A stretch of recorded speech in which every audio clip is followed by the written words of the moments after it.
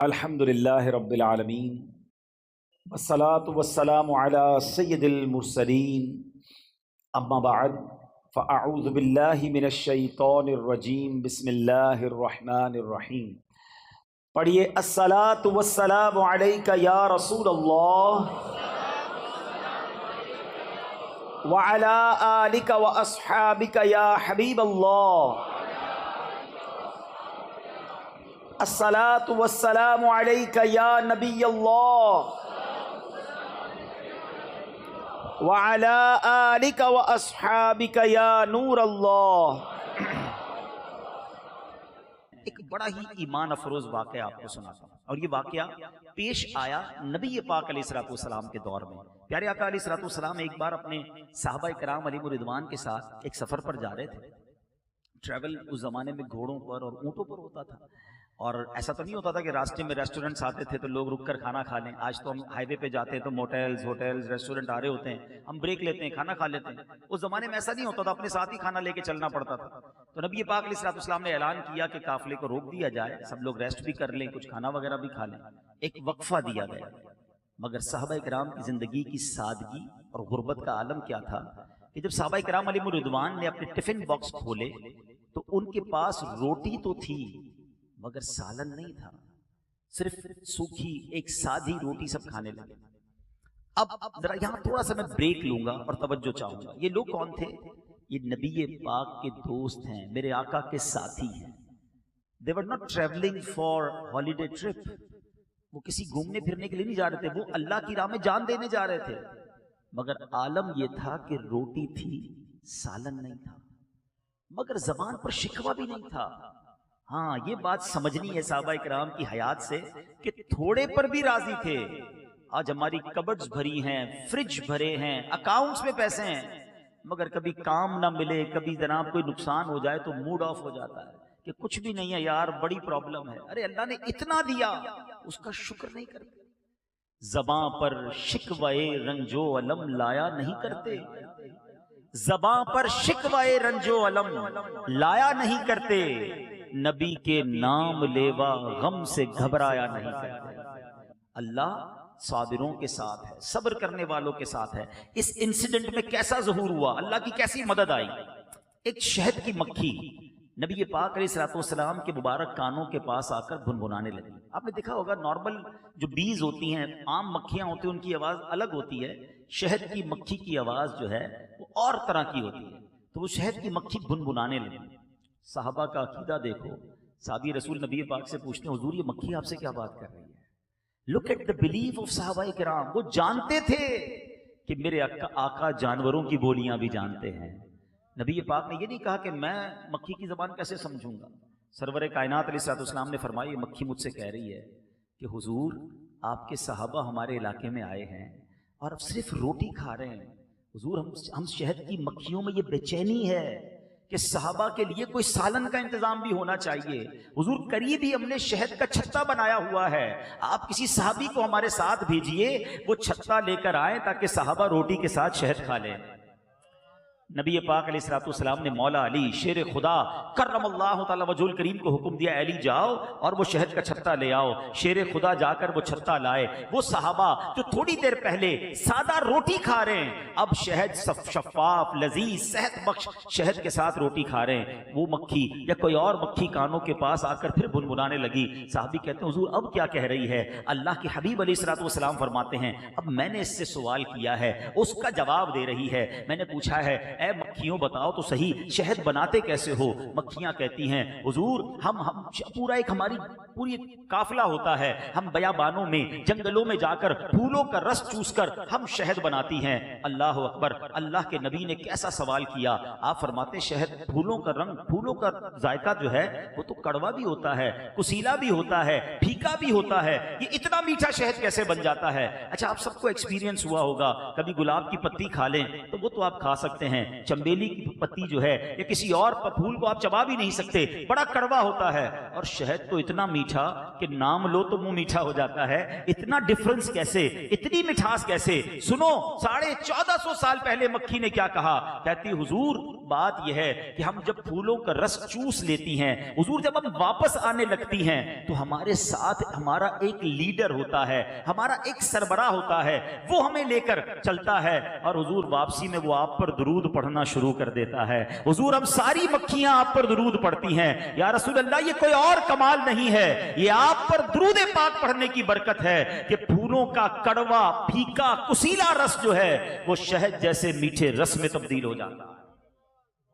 It means ये reveal हुआ हमारे सामने कि शहद दुरूद पाक की बरकत से मीठा होता है। आज साइंस कहती है कि कई बीमारियों का इलाज शहद में है।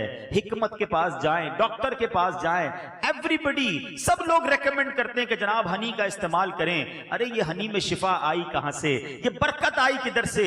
ये नबी पाक पर दुरूद की बरकत है। तो यहां उलमा बड़ी प्यारी बात इस वाक़े से हमें एक्सट्रैक्ट करके बताते हैं। मैं तवज्जो चाहूंगा आप सबकी। उलमा कहते हैं जब दुरूद पाक की बरकत से फूलों का कड़वा फीका रस जो है वो शहद जैसा मीठा बन सकता है, तो जिसकी जिंदगी में गुनाहों की कड़वाहट हो, जिनकी जिंदगी में गुनाहों की फीकावट हो, जिनकी जिंदगी में तकलीफों की मुरझापन हो, वो चाहते हैं कि अगर जिंदगी नेकियों की मिठास से तरबतर हो जाए तो अपनी जिंदगी में दुरूद पाक को शामिल कर लें। दुरूद पढ़ते रहा करो, जिंदगी में नेकियों की मिठास आना शुरू हो जाएगी। आइए मिलकर मोहब्बत के साथ बाआवाज़ बुलंद दुरूद पाक पढ़ लें। सल्लु अलल हबीब सल्लल्लाहु तआला अला मुहम्मद सल्लल्लाहु अलैहि वसल्लम। प्लीज अपनी रूटीन में दुरूद पाक को शामिल करें। मैं आज जिस मौजू पर आपकी तवज्जो चाहूंगा वो है एक ऐसी अजीम जात, एक ऐसी अजीम हस्ती जिनकी यादगार सारी दुनिया के मुसलमान इस महीने में मनाते हैं। मेरी मुराद अबुल अंबिया हजरत इब्राहीम अला नबीना वालेहिस्सलातु वस्सलाम है। आप कमाल की शख्सियत हैं, one of the historical history in the history of Islam. ऐसी लाइफ, ऐसी बायोग्राफी, ऐसी जिंदगी आप पढ़े कि अकल हैरान हो जाती है। आपका मकाम कितना बड़ा है इस बात से समझिए कि प्यारे आका मदीने वाले मुस्तफ़ा सल्लल्लाहु तआला अलैहि वसल्लम जो आखिरी नबी हैं, मर्तबे में सबसे अरफा व आला हमारे आका हैं, मगर उनके बाद कमोबेश 1,24,000 पैगंबरों में सबसे अफजल हस्ती हजरत इब्राहीम अलैहिस्सलातु वस्सलाम है। अच्छा, एक और खूबसूरत बात बताऊं, हजरत इब्राहीम से और मोहब्बत बढ़ जाती है कि नबी पाक के सबसे ज्यादा हम शक्ल प्यारे आका अलैहिस्सलातु वस्सलाम के चेहरे की सबसे ज्यादा शबाहत अगर किसी नबी में है तो वो हजरत इब्राहीम अलैहिस्सलाम है। खुद नबी पाक फरमाया करते हैं कि किसी को इब्राहीम को देखना हो तो मुझे देख ले, यानी इस तरह मेरे आका का चेहरा अनवर की झलक जो है वो हजरत इब्राहीम अलैहिस्सलाम। अच्छा, हजरत इब्राहीम अलैहिस्सलातु वस्सलाम की शान कितनी आला है। 4 आसमानी किताबें, 4 आसमानी मज़ाहिब कहलाते हैं, ठीक है ना?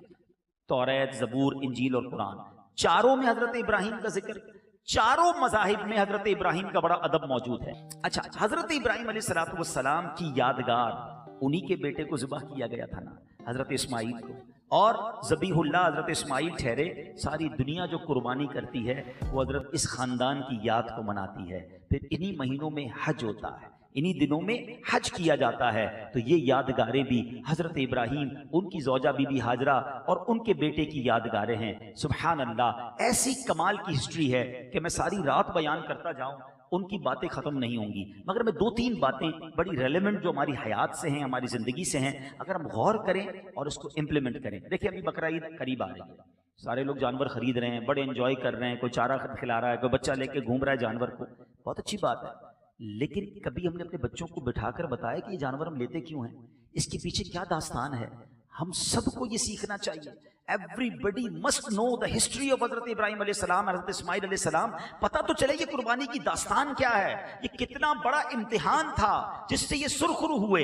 लेकिन शायद बहुत सारे लोगों को नहीं पता कि आपके इम्तिहान का सिलसिला तो बहुत पहले से शुरू था। हजरत इब्राहीम अलैहिस्सलाम 18-20 साल के हैं। जरा समझिएगा ये क्या एज होती है। 18-20 साल का नौजवान कितना यंग होता है, मगर आपको नमरूद ने आग में डालने का प्लान किया। अब वो आग कैसी थी जरा गौर कीजिए। वो आग है आसमान से बातें करती हुई आग, कोई नॉर्मल आग नहीं है। परिंदा उस वक्त उस आग के ऊपर से नहीं गुजर सकता था, इतनी बड़ी आग है। प्लान कर लिया गया, आपके पास फरिश्ते आते हैं, जिब्रील अमीन आ रहे हैं कि हुजूर आप हुक्म करें, हम बादल के फरिश्तों को कहते हैं बारिश होगी, आग बुझा देंगे। आपने फरमाया नहीं, मुझे तुम्हारी कोई मदद की हाजत नहीं है, अल्लाह देख रहा है, अगर वो चाहेगा तो आग बुझ जाएगी, और अगर उसको यही मंजूर है कि मुझे आग में डाल दिया जाए, मैं रेडी हूं इसके लिए, मुझे मंजूर है। अब जब बिल्कुल आग में डाले जाने का वक्त आ गया ना, तो जिब्रील अमीन आकर कहते हैं कि हुजूर चलें, आप हमसे मदद नहीं मांग रहे, अल्लाह से तो मदद मांग लें, अल्लाह से तो कह दे कि आग से आपको बचा ले। अल्लाह अकबर। हजरत इब्राहिम के जुमले क्या थे? आप फरमाते मेरा रब देख रहा है, अगर उसने बचाना होगा तो वो बचा लेगा, और अगर मेरा जलना ही मकसूद है तो मैं उसके लिए भी तैयार हूं। जे सोना मेरे दुख विच राजी, जे सोना मेरे दुख विच राजी, मैं सुख नू चुल्ले पावा। अरे मेरा मालिक अगर मेरे दुख में राजी है तो मुझे सुख नहीं चाहिए। अल्लाह अकबर। ये 18-20 साल का नौजवान है जिसके तवक्कुल का आलम यह है। बताओ उस आग ने क्या किया? हजरत इब्राहिम का कौन सा बाल बीका हुआ? 1-2 मिनट आप आग में नहीं रहे, मैं और आप चूल्हे पर चंद सेकंड हाथ नहीं रख सकते। हजरत इब्राहिम तकरीबन 40 दिन उस आग में रहते हैं, और जब बाहर आते हैं तो बिल्कुल सही सलामत होते हैं। ये क्या था? ये ईमान की वो ताकत थी, ये तवक्कुल का वो लेवल था, ये अल्लाह पर वो भरोसा था। और क्या खूबसूरत बात शायर मशरिक लिखते हैं, अगर आज भी हो इब्राहिम सा ईमान पैदा। हाँ, बस सिर्फ यही चाहिए, वो ईमान की रमक, अल्लाह पर भरोसा अगर आज भी वो उस लेवल का मिल जाए, अगर आज भी हो इब्राहिम सा ईमान पैदा, आग कर सकती है अंदाजे गुलिस्तां पैदा।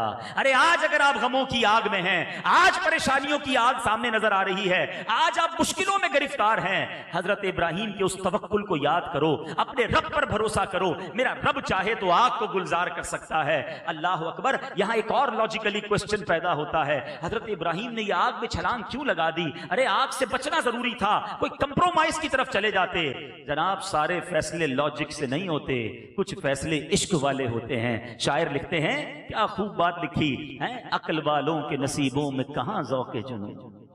Do not try to manage all the things with your brain, कुछ दिल से फैसले भी किया करो। अक्ल वालों के नसीबों में कहां ज़ौक़े जुनून, इश्क वाले हैं जो हर चीज लुटा देते हैं। अरे इश्क वाले होते हैं जो काम कर जाते हैं। बेखतर कूद पड़ा आतिशे नमरूद में इश्क, अकल थी महवे तमाशाए लबे बाम अभी। अरे अकल तो सोचती रह गई, इश्क ने अपना काम कर दिया। ये है हिस्ट्री हजरत इब्राहिम की। नौजवानी के आलम में अल्लाह पर भरोसा ऐसा था। सबक क्या मिला? आज हमारा हाल ये में सब पे भरोसा है, रब पे भरोसा नहीं है। हम कहते हैं यार ताल्लुकात होंगे ना बड़े आदमी से फिर मसला हल होगा, फला मिनिस्टर से दोस्ती होनी चाहिए, फला जनाब सियासतदान से दोस्ती होनी चाहिए। अरे जनाब पैसा होना चाहिए तब प्रॉब्लम्स हल होते हैं, गुर्बत में कोई मसला हल नहीं होता। ये बहुत बड़ी भूल है हमारी। अरे अगर पैसे से ही गम दूर होते होते तो कोई अमीर गमजदा ना होता, कोई अमीर परेशान ना होता। अब लोग कहते हैं यार लग्जरी घर होना चाहिए तब सुकून की नींद आएगी। अरे तुम अरबों का महल बना लो, बेहतरीन गद्दे बिछा लो, अल्लाह ने सुकून नहीं देना तो उस अरबों वाले बेड पर भी तुम्हें सुकून नहीं आएगा। और झोपड़ी में रहने वाले को मेरे रब ने सुकून देना है, वो सारी रात मीठी नींद सोता रहेगा। भरोसा रब पे करो, असबाब पर नहीं, खालिक के असबाब पर करो। ये हजरत इब्राहिम का ये वाकया हमें दर्श देता है। अब हजरत इब्राहिम की जिंदगी का एक और अनोखा वाकया। 99 ईयर्स की एज हो गई।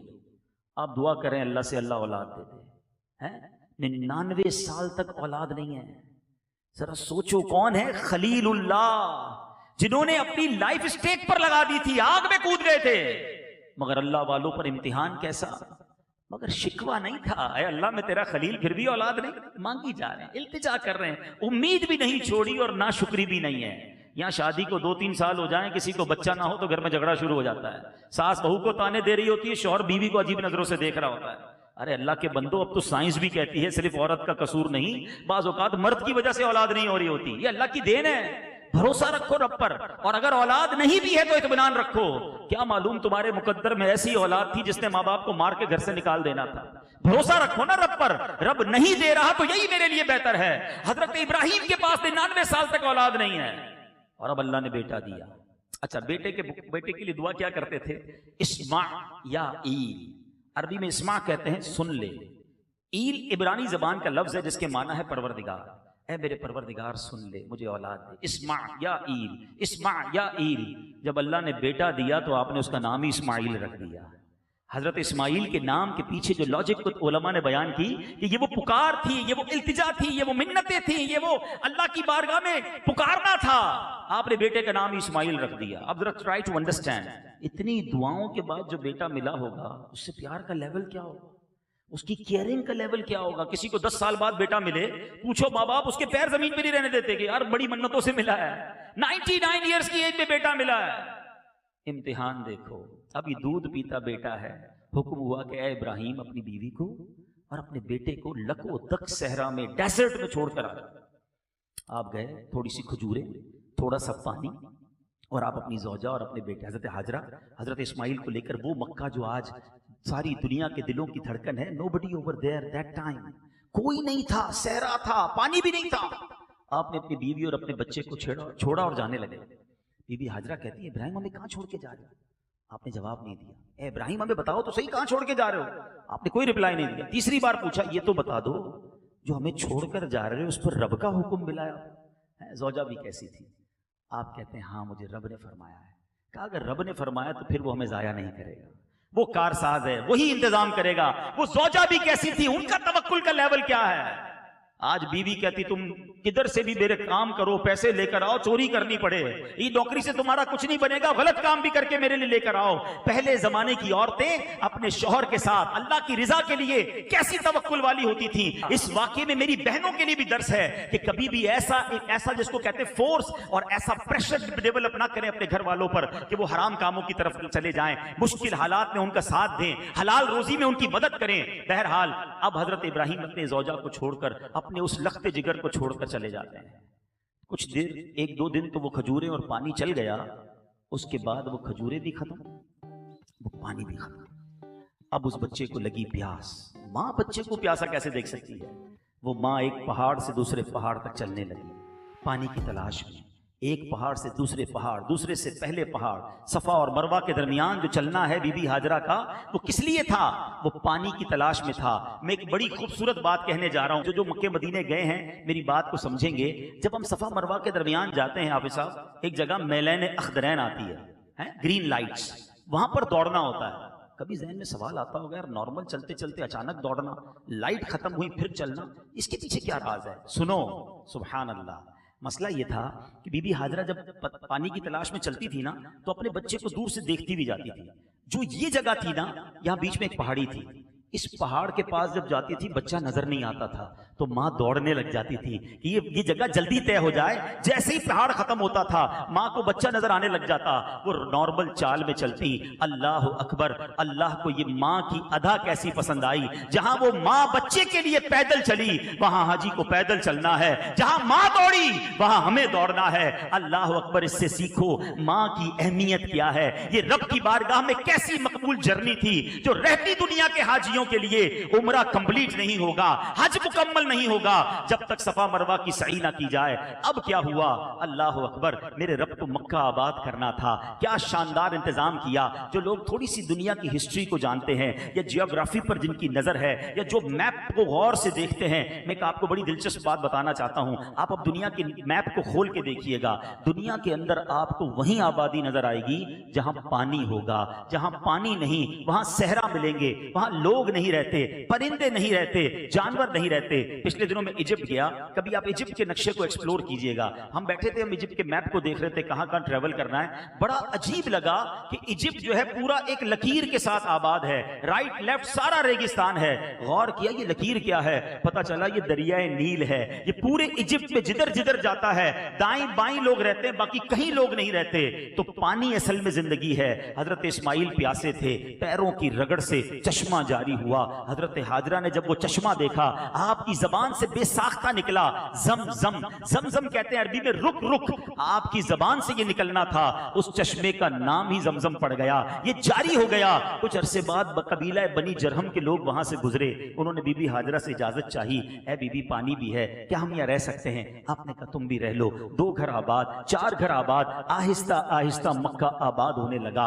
अब हजरत इस्माइल के साथ हजरत इब्राहिम वापस आए और आपने हजरत इस्माइल के साथ काबे की तामीर का आपको हुक्म मिला। याद रहे ये वो टाइम था जब काबा एग्जिस्ट नहीं करता था, वहां पर काबा नहीं था, क्योंकि इससे पहले हजरत नूह अलैहिस्सलाम का दौर गुजरा था और हजरत नूह को ये जब तूफान आना था तो जिब्रील अमीन काबे को उठाकर ले गए थे। काबे को चौथे या तीसरे आसमान पर रख दिया गया था ताकि पानी में डूब ना जाए। और जबल अबू कुबैस, ये बिल्कुल महरम के साथ जो बड़ा पहाड़ है, यहाँ हजर अस्वद छोड़कर जिब्रील अमीन ने रख दिया था। अब हजरत इब्राहिम को हुक्म दिया जाता है काबा की तामीर करो। अब कैसे तामीर करें, वो एग्जैक्ट डायमेंशन क्या है? अब जब काबे पर जाना ना, एक और ईमान वाली बात सुन लो।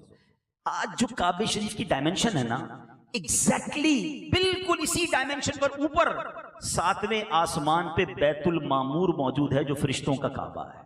वहां फरिश्ते तवाफ करते हैं और एग्जैक्टली उसके नीचे ये काबा है जहां हम जाके तवाफ करते हैं। अब हजरत इब्राहिम को उसी जगह पर काबे की तामीर करनी थी। गूगल का जमाना तो था नहीं कि लोकेशन भेज दी जाती, डायमेंशन भेज दी जाती कि इस जगह पर जाकर इतनी दीवार बनानी है। अल्लाह अकबर। हजरत इब्राहिम को कोई आगाही देने के लिए हदीस में ये वाकया लिखा कि अल्लाह करीम ने एक बादल भेजा कि इब्राहिम इस बादल के साये के नीचे, ना कम ना ज्यादा, जितना इस बादल का साया है काबे की तामीर करो। वो डायमेंशन बता दी गई। हजरत इब्राहिम काबे की तामीर कर रहे हैं, हजरत इस्माइल पत्थर पकड़ा रहे हैं, हजरत इब्राहिम तामीर कर रहे हैं। अब एक क्वेश्चन है जनाब, ये हमारे नादिर भाई के घर की छत पे हम बैठे हैं, छत की तामीर होने के लिए कोई क्रेन भी आई होगी, कोई लिफ्ट भी आई होगी, ऊपर ईंटें कैसे पहुंची, ऊपर तामीर कैसे हुई? काबा तो बहुत ऊंचा है, हजरत इब्राहिम और हजरत इस्माइल ने उसके पत्थर कैसे रखे? अल्लाह अकबर। मेरे रब की शान देखो, जिस पत्थर पर खड़े होकर हजरत इब्राहिम ने काबे की तामीर की, उस पत्थर को क्या कहते हैं? मकाम इब्राहिम। अल्लाह करीम ने उस पत्थर को यह ताकत अता की कि जैसे जैसे काबे की दीवार ऊंची होती जाती, वो पत्थर भी ऊपर होता जाता। वो लिफ्ट का काम करता रहा। हजरत इब्राहिम ऊपर की तामीर करते, वो पत्थर ऊपर हो जाता। जब ये तामीर नीचे करनी होती, वो पत्थर एक्सीवेटर की तरह कभी ऊपर जाता, कभी नीचे जाता। और अल्लाह करीम ने उस पत्थर में हजरत इब्राहिम का एक मौजज़ा कैसा जाहिर किया कि उस पत्थर ने आपके कदमों के निशान को अपने दिल में गोया बसा लिया। आपको पता है कितना टाइम हो गया है? 5000 साल से ज्यादा वक्त हो चुका है। हर हाजी, हर शख्स तवाफ करने वाला नेकेड आई से हजरत इब्राहिम के कदमों के निशान देख सकता है। ये जो बॉक्स है ना इसके ऊपर, इसको तो 200-300 साल हुए हैं। ये इससे पहले खुले आसमान तले पड़ा था। आप सोचिए अगर किसी जगह किसी इमारत को 300-400 साल हो जाएं, बारिश, आंधी, तूफान, वो इमारत का नक्शा खत्म हो जाता है। 5000 ईयर से उस पत्थर पर हजरत इब्राहिम के निशान कदमों के मौजूद हैं। ये कैसी निशानी है इस्लाम की! सुभान अल्लाह। है मेरे पीछे इस्लामी भाइयों, ये है कुर्बानी की दास्तान। यही बच्चा अब 7 साल का होता है, एक रिवायत के मुताबिक 13 साल का होता है। हजरत इब्राहिम को ख्वाब में कहा जाता है, इब्राहिम इस बच्चे की कुर्बानी करनी है, इस बच्चे को ज़िबाह करना है। जरा सोचो तो सही कि बच्चा ज़िबाह करना है। हजरत इब्राहिम जब सुबह उठते हैं, 8 जुल्हिज्जा का दिन है, आपने ये वक्त सोचने में गुजारा कि ये शैतान की तरफ से है या अल्लाह की तरफ से है। ये जो सोचो विचार है ना, इसको अरबी में कहते तरविया। 8 जुल्हिज्जा का दिन ही यौमुत तरविया पड़ गया। 9वीं रात फिर ख्वाब आया, इब्राहिम अपने बच्चे को कुर्बान करो। अब आपको यकीन हो गया कि ये ख्वाब अल्लाह की तरफ से है, तो अब आपने पहचान लिया कि ये अल्लाह की तरफ से ख्वाब है। अरबी में अरफा कहते हैं पहचानने को। ये जो 9 जुल्हिज्जा को अरफा का दिन कहा जाता है ना, ये हजरत इब्राहिम का उस दिन कंफर्मेशन था। आप समझ गए कि अल्लाह का हुक्म है कुर्बान करना है, और 10 जुल्हिज्जा को आपने प्लान कर लिया कि कुर्बान करना है, और इसलिए इसको यौमुन नहर कहा जाता है। तरविया इसलिए कहा जाता है, वो दिन सोच विचार में गुजरा। अरफा इसलिए कहा जाता है, 9 जुल्हिज्जा को कंफर्म हो गया अल्लाह की तरफ से पैगाम है। और 10 जुल्हिज्जा को यौमुन नहर इसलिए कहा जाता है कि आपने ज़िबाह की गोया तैयारी कर ली। अब अपने बेटे को तैयार करके आप लेकर जा रहे हैं। शैतान को कब गवारा होगा कि इतना बड़ा इम्तिहान और इब्राहिम कामयाब हो जाए। अब शैतान गया बीबी हाजरा के पास, माँ के पास। ए बीबी, तुम्हें मालूम है तुम्हारे शौहर अब तुम्हारे बेटे को कहाँ ले जा रहे हैं? कहाँ ले जा रहे हैं? कहा ज़िबा करने ले जा रहे हैं। क्या कोई बाप भी अपने बेटे को ज़िबा करता है? कहाँ, उनको अल्लाह की तरफ से हुक्म है। सुनो बीबी हाजरा का जवाब। आप फरमाती हैं अगर मेरे रब का हुक्म है तो अच्छी बात है, मैं भी राजी हूँ, ज़िबा करवाने के लिए राजी हूँ। शैतान आपके बेटे के पास, हज़रत इस्माइल के पास आया। ए बेटे, तुम्हें पता है तुम्हारे वालिद किधर ले जा रहे हैं? कहाँ ले जा रहे हैं? तुम्हें ज़िबा करने ले जा रहे हैं। हजरत इस्माइल कहते हैं क्या बाप भी कभी बेटे को ज़िबा करता है? कहाँ, तुम्हारे बाबा जान को अल्लाह का हुक्म मिला है। वो बेटा क्या कहता है, अगर रब का हुक्म है तो मैं ज़िबा होने के लिए तैयार हूँ। ये कैसा खानदान था। अब शैतान मुख्तलिफ मकामात पर आपके सामने आया, फरिश्तों ने कहा कंकरी मारें, आपने एक जगह 7 कंकरी मारी, थोड़ा आगे जाकर फिर शैतान आया, फरिश्तों ने कहा इधर भी कंकरी मारें, आपने उधर भी कंकरी मारी, तीनों जगह पर आपने शैतान को 7-7 बार कंकरी मारी। और अब उसके बाद हजरत इब्राहिम उस मकाम पर ले गए जहां बेटे को लिटाना है। 1-2 मिनट इस वाक़े को रोककर जरा अकीदे की, जरा ईमान की, जरा इश्क की बात कर लूं। आज कुछ एतराज करने वाले एतराज करते हैं कि यार ये हर साल आप अल्लाह वालों का दिन मनाते हैं, रबीउल अव्वल पे मिलाद मनाते हैं, ये अल्लाह वालों की याद बार बार मनाने का क्या मकसद है, ये किसकी क्या जरूरत है, ये किधर लिखा है। चलो जनाब, हमारे काम पर तो आपका एतराज है, मैं आपसे पूछता हूं, ये सफा मरवा पे तो उस वक्त बीबी हाजरा इसलिए दौड़ी थी कि बच्चा प्यासा है। आज कौन सा बच्चा प्यासा है जो हम दौड़ रहे हैं, जहां वो दौड़ी उधर दौड़ रहे हैं, जहां वो चली उधर हम चल रहे हैं। ये क्या मकसूद है? हज कंप्लीट नहीं होता सफा मरवा किए बगैर। तो पता चला कि अल्लाह वालों की याद खुद रब को पसंद है, अल्लाह ने अल्लाह वाली की याद बाकी रखी है। अरे जमरे की जो रमी है उस वक्त तो हजरत इब्राहिम को शैतान बहकाने आया था, आज कौन सा शैतान है, बड़ी सी दीवार बना दी गई है, लाखों हाजी किसको कंकर मार रहे हैं, इसकी क्या वजह है? अल्लाह अकबर, मेरे रब को यह पसंद है कि हजरत इब्राहिम की उस अदा को हर साल हाजी अदा करें। इसका मतलब यह हुआ अल्लाह वालों की याद ही हज है। तो जब हज करते हो, अल्लाह वालों की याद मनाते हो, तो आज अगर कोई अल्लाह वालों की याद अपने घर में मना लेता है तो किसी को कोई एतराज नहीं करना चाहिए। बहरहाल फिर आते हैं वाक़े की तरफ। हजरत इस्माइल को जब लेकर गए, क्या बेटा है, क्या क्या तरबियत है। वो कहते हैं बाबा जान, आप मुझे ज़िबा कर रहे हैं ना, एक काम कीजिएगा, जरा छुरी को ज्यादा तेज कर लीजिएगा ताकि मुझे कम तकलीफ हो। अच्छा बाबा जान, मुझे रस्सियों से बांध दीजिएगा, कहीं मैं ज्यादा हिलूंगा तो मेरे खून से आपके कपड़े खराब ना हो जाए। अच्छा मेरी ये जो कमीज है ना, ये मेरी माँ को दे दीजिएगा तो मेरी माँ को कुछ तसल्ली हो जाएगी। बाबा जान ज़िबा करते वक्त मुझे उल्टा कर दीजिएगा ताकि मेरे चेहरे पर आपकी नजर पड़ेगी तो आपको भी तकलीफ होगी। अल्लाह अकबर, ऐसा ही हुआ। ये कुर्बानी की दास्तान अपने बच्चों को सुनाओ, घरों में बकरे लेकर, जानवर लेकर खेल रहे हैं, कूद रहे हैं, इनको बताएं तो सही ये किसकी याद है, ये कितना बड़ा इम्तिहान था। आज इस हिस्ट्री को हम भुला बैठे। हजरत इब्राहिम ने छुरी तेज की, बच्चे को रस्सी से बांधा, उल्टा लिटा दिया, और सुनो क्या किया, उन्होंने अपना काम कर दिया, उन्होंने छुरी को घुमा दिया, मगर अल्लाह के हुक्म से छुरी ने अपना काम नहीं किया। और अब क्या हुआ, जरा try to understand the scenario. बेटा नीचे है, बाप ऊपर है, और हाथ में छुरी है, और वो छुरी घुमा दी गई है। इतने में हजरत इब्राहिम अलैहिस्सलाम को ऊपर से एक आवाज आई, अल्लाहु अकबर, अल्लाहु अकबर। आपने सर उठाकर देखा तो आपने देखा कि जिब्रील अमीन एक मेंढा लेकर आ रहे हैं। अल्लाह करीम ने जन्नती मेंढा भेजा। और यहां पर जिनको थोड़ी सी हिस्ट्री इस्लाम की मालूम है, जिन्होंने हजरत आदम का वाकया सुना होगा, काबील और हाबील के इंसिडेंट में जो हाबील ने कुर्बानी के लिए मेंढा पेश किया था, उलमा कहते हैं ये वही मेंढा था जो जन्नत में था। अल्लाह ने हजरत इस्माइल के फिदिये के तौर पर उसको भेजा। अच्छा जब हजरत इब्राहिम ने वो सुना ना, अल्लाहु अकबर, अल्लाहु अकबर, हजरत इब्राहिम अब अपने बेटे के गोया ऊपर सवार हैं, आपने क्या कहा, ला इलाहा इल्लल्लाहु वल्लाहु अकबर। अब जब बेटा जो नीचे है उसने सुना तो वो भी समझ गया कि इम्तिहान का वक्त खत्म हो गया है। बेटा कहता है, हजरत इस्माइल कहते हैं, अल्लाहु अकबर वलिल्लाहिल हम्द। ये जो ईद के दिन पढ़ते हैं, जरा सोचो इसकी हिस्ट्री क्या है। ये स्टार्ट के वर्ड्स जिब्रील अमीन ने अदा किए हैं, दरमियान के वक्त हजरत इब्राहिम ने अदा किए हैं, और आखिरी जो अल्फाज हैं वो हजरत इस्माइल के अदा किए हुए हैं। अब जब भी ये तस्बीह पढ़ना ना ईद के दिनों में, तो याद करना उस कुर्बानी को, याद करना उस वाक़े को। कितनी कबूलियत वाली ये तस्बीह होगी जो अल्लाह ने हमें जबान से अदा करने को दी। आओ जरा इस तसव्वुर में एक बार मिलकर इस तस्बीह को पढ़ते हैं, अल्लाहु अकबर, अल्लाहु अकबर, ला इलाहा इल्लल्लाह वल्लाहु अकबर, अल्लाहु अकबर वलिल्लाहिल हम्द। तो ये तस्बीह की असल हकीकत हमें पता होनी चाहिए। तो आए मेरे प्यारे इस्लामी भाई, दैट वाज द हिस्ट्री। ये पता होना चाहिए कि ये कितनी बड़ी कुर्बानी थी जो वो कामयाब हुए। अक्ल वालों के नसीबों में कहां ज़ौक़े जुनून, इश्क वाले हैं जो हर चीज लुटा देते हैं। सोचो आज हमें तो कुर्बानी करने का कहा गया ना, अगर हमें भी कहा जाता अपने अपने बच्चे को कुर्बान करो, कितना आसान कर दिया हमारे लिए, जानवर कुर्बान करो हैं और वो गोश्त भी खुद खा जाओ।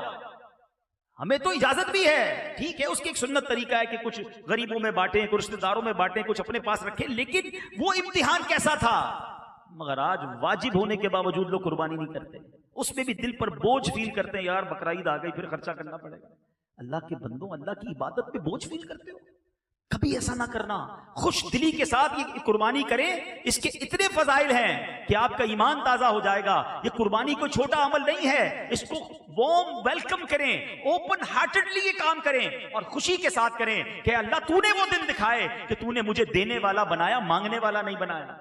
अगर अल्लाह ने तौफीक दी है तो ज़कात देते वक्त बोझ फील ना करना, अल्लाह ने तौफीक दी है तो कुर्बानी करते वक्त बोझ फील ना करना, कुर्बानी भी करना, साथ सजदा शुक्र भी करना। अल्लाह तूने इस काबिल बनाया कि मेरी रकम, मेरा पैसा इस काम आ रहा है कि मैं जानवर लेकर तेरी राह में कुर्बान कर रहा हूं। जरा फजीलत तो सुनो, अल्लाह के हबीब अलैहिस्सलाम फरमाते हैं कुर्बानी करने वाले को जानवर के हर बाल के बदले में एक नेकी मिलती है। जानवर पर जितने बाल हैं वो सारी नेकियां आपकी बनती हैं। सुनो, मेरे आका फरमाते जिसने खुश दिली से, वही वाली बात जो मैं कर रहा था, खुश दिली है, मजा आ रहा हो आपको इबादत करने पर, खुश दिली से सवाब की नीयत से कुर्बानी की तो वो आतिशे जहन्नम से हिजाब हो जाएगी, जहन्नम की आग और आपके दरमियान रुकावट का बाइस हो जाएगी। सुभान अल्लाह। मेरे आका ने बीबी फातिमा से क्या कहा, खातून जन्नत से, ए फातिमा अपनी कुर्बानी के पास मौजूद रहो, क्योंकि उसके खून का पहला कतरा गिरेगा तो तुम्हारे सारे गुनाह माफ हो जाएंगे। ये है कुर्बानी, इसको नॉर्मल समझा हुआ है, फैशन बना दिया कुर्बानी को है। जरा बताऊं लोगों को कितने का जानवर लिया, बेहतरीन जानवर लें नो डाउट, लेकिन अल्लाह की रजा के लिए लें, लोगों को दिखाने के लिए ना लें। इन्नमल अअमालु बिन्नियात, इबादत करें, जो भी काम करें बेहतरीन, अल्लाह तौफीक दे तो मंडी का सबसे बेहतरीन जानवर लें, और अल्लाह हिम्मत दे तो नबी पाक के नाम पर कुर्बान कर दें। क्या पेश करें जाना, क्या चीज हमारी है, ये दिल भी तुम्हारा है, ये जान भी तुम्हारी है, सब कुछ तो आका के सदके मिला है। हाँ, यहाँ कंफ्यूजन, शैतान है ना, फौरन अच्छी बात पे से कोई ऐसी बात निकाल के कंफ्यूज कर देगा। अब इसका शॉर्ट क्लिप चलेगा तो लोग कहेंगे अल्लाह के नाम पे कुर्बानी होती है, नबी पाक की कुर्बानी कहां से आ गई। और अल्लाह के बंदो, इसका मतलब ये है कोई भी बिस्मिल्लाह अल्लाहु अकबर के अलावा कुछ नहीं कहता, इसका सवाब नबी पाक को पहुंचे। ईसा भाई की कुर्बानी, अब्दुल सत्तार भाई की कुर्बानी, नादिर भाई की कुर्बानी हो सकती है, उसमें किसी को एतराज नहीं होगा कि नादिर की कुर्बानी क्यों हो रही है, अल्लाह के नाम पे होती है। तब लोग कहते हैं वो नादिर भाई का वाजिब अदा हो रहा है, अब नबी पाक का नाम लेते तो कुछ लोगों को मिर्ची लग जाती है। तो अपने दिल का इलाज वो खुद कराएं। हमारा मकसद भी यही है कि नबी पाक को ईसाल करने के लिए, आपको पता है प्यारे आका ने हमारे नाम की कुर्बानी की। हाँ, मिना के मैदान में जो न भूला हम गरीबों को रजा, आका में नहीं भूलते थे। मिना के मैदान में हम तो पैदा भी नहीं हुए थे, मगर मेरे आका ने उम्मत के नाम की कुर्बानी की। हम भूल गए नबी पाक को, जो ना भूला हम गरीबों को रजा, याद उसकी अपनी आदत कीजिए। अल्लाह ने तौफीक दी है तो सरकार अलैहिस्सलाम के नाम पर कुर्बानी करें, अपने साथ अपनी जो भी वाजिब है पहले वो अदा करें, जिन पर कुर्बानी वाजिब है, फिर एक जानवर और ले लें, एक हिस्सा ले लें और उनके नाम। मैं तो बल्कि एक और मशवरा दूंगा, बल्कि मैं क्या दूंगा, मेरे पीरो मुर्शिद कमाल का एक मशवरा देते हैं, जिनको अल्लाह ने नवाजा है ना। देखिए, कुर्बानी करें, पहली बात तो ये कर लें अच्छी नीयत से करें, बेहतरीन करें, और अल्लाह की बारगाह में गोश्त और खाल नहीं पहुंचती, हमारी नीयतें पहुंचती हैं। इस बंदे को माल से मोहब्बत है, रब से मोहब्बत है, कपड़े ब्रांडेड लेने, गाड़ी बेहतरीन लेनी है, जानवर सबसे कमजोर लेना है कि चलो यार अदा हो जाए, ऐसा ना करो। खुश दिली के साथ बेहतरीन, लेकिन बेहतरीन दिखावे के लिए नहीं, अल्लाह की रजा के लिए। ठीक। अच्छा, अब इसमें एक और काम करें, सोने पे सुहागा, नूरुन अला नूर, नेकी को मल्टीप्लाई कैसे कर सकते हैं। वो ऐसे होगा, मिसाल के तौर पे आप 2-3 जानवर कर रहे हैं, 4 जानवर कर रहे हैं, और आपके घर पे आपके रिश्तेदार, आपके मुलाजमीन आपसे गोश्त लेने आते हैं, थैली लेकर, ईद की सुबह लोग आ रहे होते हैं, बहुत अच्छी बात है, गोश्त बांटना चाहिए। लेकिन क्या ऐसा नहीं हो सकता कि मैं 4 में से 3 जानवर घर पे कुर्बान करूं और 1 जानवर अपने किसी गरीब रिश्तेदार, किसी गरीब मुलाजिम को दे दूं कि जाके आप ये अपने घर पे कुर्बान करें, ये मेरी वालदा के नाम का है, आप कुर्बान, या अगर आपने नबी पाक के नाम का करना है, भाई ये नबी पाक के नाम का जानवर है, आप अपने घर में कुर्बान करें। अच्छा, अमीर अहले सुन्नत तो कमाल शख्सियत है ना, आप फरमाते जानवर ना दिया करो, पैसे दिया करो, उसको कहो खुद जाके जानवर खरीदे। जो मंडी जाकर खरीदने का मजा है वो अपने बच्चों के साथ जाए। वो गरीब आदमी जिसके घर पे कभी कुर्बानी नहीं हुई, अब वो बच्चों के साथ खरीदारी करने जा रहा है, और आप फरमाते हैं सिर्फ जानवर के पैसे मत देना, चारे की और कसाई के पैसे भी देना। वो अपने खाने में उसको बांधे हैं, वो अपना खाना मुश्किल से खा रहा है, जानवर को किधर से खिलाएगा? उसको जानवर मिसाल के तौर पे अगर 25,000 का बकरा है, उसको 30,000 दे दो कि भाई 1,000 2,000 5-6 दिन खाना भी खिलाना, 3-4 हज़ार में कटाई करवा लेना। अब 30,000 आपने दिए उसको, आपको पता है उस घर में क्या होगा? वो बच्चे जिन्होंने कभी कुर्बानी नहीं की होगी, वो रोज जानवर लेके घूमेंगे। उस गरीब के घर में रोज ईद होगी, और जिस दिन कुर्बानी होगी, वो बंदा जो आपके घर पे थैली लेकर गोश्त लेने आता था, अब वो अपने गरीब रिश्तेदारों को गोश्त बांट रहा होगा। आपने जो उसकी ईद करवाई है ना, क्या पता उसकी एक दुआ से आपके कितने गम दूर हो जाएंगे। हमारे घर तो सारा साल गोश्त पकता है। अरे ऐसे कई लोग हैं जो महीनों इंतजार करते हैं कि उनके घर पे गोश्त पके। ये वक्त होता है नेकियां कमाने का, ये वक्त होता है खुशियां देने का। मैं अच्छी तरह जानता हूं, लास्ट टाइम इसी तरह एक इस्लामी भाई ने किया, गोश्त ने 2-3 जानवर अपने रिश्तेदारों को या मुलाजमीन को दिए, तो उसके एक मुलाजिम ने आके उसको कहा कि आपको पता है हमारे बच्चे सारी रात सोते नहीं थे, वो बकरे के साथ देखते रहते थे कि हमारे घर भी बकरा आ गया। और जिस दिन ईद हुई, हमारे सारा घर रो रहा था कि अल्लाह करीम ने हमें ऐसा मौका दिया कि हमारे घर कुर्बानी हुई है। ये सोच अपनानी चाहिए कि हम लोगों के दिलों में खुशी दाखिल करें। और एक और मशवरा दे देता हूं, जो भी हमें मिल रहा है ना, प्यारे आका की आल का सदका मिल रहा है, तो नबी पाक के नाम की जो कुर्बानी करनी हो सके ना, तो वो सैयद घराने में भेज दो। हाँ, कि हुजूर ये आप ही ले जाएं और अपने नाना के नाम की कुर्बानी आप ही कर लें। आए हाय, जब नबी पाक मुलाइजा फरमाएंगे ना गुम्बद खजरा के मकी कि मेरे नाम की कुर्बानी मेरी आल के घर में हो रही है, तो फिर वो अता होगा। तुम्हारा तो तुमसे न मांगूं तो फिर किससे मांगूं, तुम्हारा तो सारा घराना सखी है।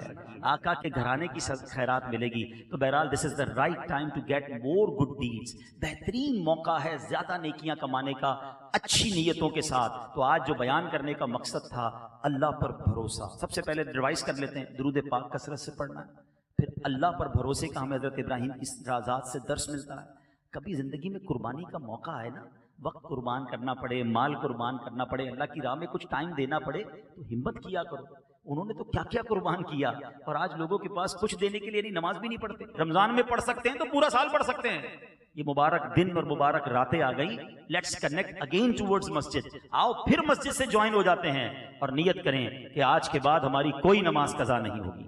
ऐसा नहीं, ऐसा नारा लगाएं कि शैतान भी इधर से भाग जाए। आज के बाद हमारी कोई नमाज कज़ा नहीं होगी। इंशाअल्लाह अल्लाह की रिजा के लिए इबादतें किया करेंगे। और अल्हम्दुलिल्लाह इस तरह की बातें सीखने सुनने के लिए दावत इस्लामी के माहौल से करीब आइए, मदनी चैनल देखें, इस तरह की स्पीचेस सुनेंगे तो इंशाअल्लाह आपको और सीखने को मिलेगा। हर खता तू दर गुजर कर बेकसो मजबूर की, मुझको मिली है इज्जत अत्तार की बदौलत, चमकी है मेरी किस्मत अत्तार की बदौलत। मैं हूं नादिर अली और मदनी चैनल की पूरी टीम को मैं मुबारकबाद पेश करता हूं माशाल्लाह। और आज मेरे घर में महफ़िल हुई है और मैं समझता हूं कि बहुत अच्छा लगा। और सारा आज कॉरपोरेट के लोग आए हुए थे, यूट्यूबर्स आए हुए थे, तो बहुत अच्छा लगा। और अगेन दावत इस्लामी का जो काम है वो इतना अच्छा है कि उनके लिए दुआ निकलती है, दिल से निकलती है कि अल्लाह ताला दिन दुगनी रात चौगनी तरक्की दे। सबसे काम की बात जो आज हुई ना हबीब भाई से मिलने के बाद, वो ये कि इतने सालों से कुर्बानी कर रहे थे। असल जो कुर्बानी की अहमियत है और कुर्बानी की जो पिछली हमारी रिवायत है वो आज पता लगी। ऐ दावत इस्लामी तेरी धूम मची। अल्लाह का जिक्र हुआ, क्योंकि अल्लाह पाक के जिक्र से फिक्र से रहमतें आती हैं। तो मदनी चैनल की भी बड़ी काविशें जो आज इधर आए थे, सब देखते रहिए मदनी चैनल। मेरे आमाल की इस्लाह करम से